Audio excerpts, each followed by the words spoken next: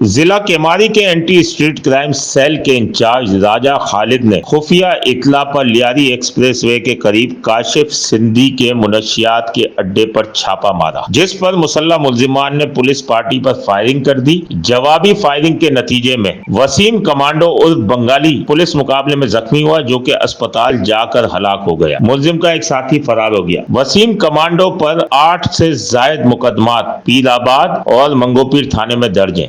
وسیم عرف کمانڈو عرف بنگالی پہ 8 FIR ہیں، جس میں قتل، اقدام قتل، منشیات اور دہشت گردی کے پرچے بھی شامل ہیں، جو کراچی کے مختلف تھانہ جات جس میں پاک کالونی ہے، منگو پیر ہے، اس میں یہ پرچے درج ہیں۔ ہلاک ہونے والے ملزم کے 5 ساتھی گزشتہ روز راجہ خالد کے ہاتھوں ہی گرفتار ہوئے تھے، جن سے اسلحہ اور دیگر سامان برآمد ہوا تھا۔ وسیم عرف کمانڈو، جو کہ پولیس فائرنگ کے نتیجے میں ہلاک ہوا ہے، ملزم کے خلاف لیاری گینگ وار، منشیات اور دیگر معاملات کے کافی شواہد جو ہیں پولیس نے جمع کیے ہوئے ہیں، جس کو SP کیپٹن فیضان نے پریس کانفرنس میں ظاہر کیا۔ جہاں جنہوں نے اس طرح سے اپنا جو ایک مضبوط اپنی جڑیں جو اپنی بنائی ہوئی ہیں، میں سمجھتا ہوں کہ اس میں ابھی بھی میں نہیں سمجھتا کہ میں یہ کہوں کہ جی ہم نے بالکل ان کو اکھاڑ کے پھینک دیا۔ اس کے لیے بھی میں سمجھتا ہوں کہ ابھی اگر مسلسل جس طرح کا ہم کام کر رہے ہیں، یہ 2 سال ہم کرتے رہے، تب جا کے میں سمجھوں گا کہ فرق نظر آئے گا، کیونکہ جس طرح کا یہ انہوں نے اپنے اڈے اور بنائے ہوئے ہیں۔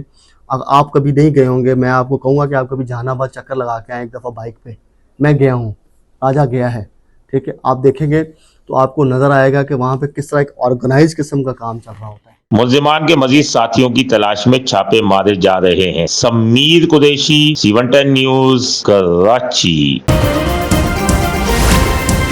C110 نیوز، خبر کی اصل خبر۔